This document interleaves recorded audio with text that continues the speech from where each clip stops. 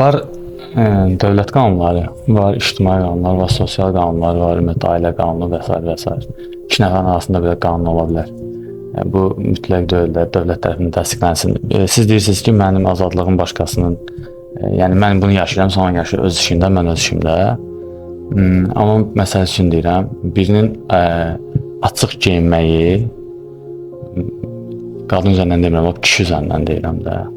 Yəni yarım metr şort geyinib, mayka geyinib bildiyiniz belə nazik və metrodadır. Mənim ona ixtiyarım yoxdur demək ki, bu nə geyinir, geyinmirsən. Düzdür, bu qanun bunu nizamlayıb, ona icazə verirəm. Amma bizdə sosial qanunlar buna icazə vermir, onu cür geyinmir. İndi siz deyirsiniz ki, mən ona qarışmamalıyam, o mənə qarışmamalı. Sizcə onun elədiyi doğrudur?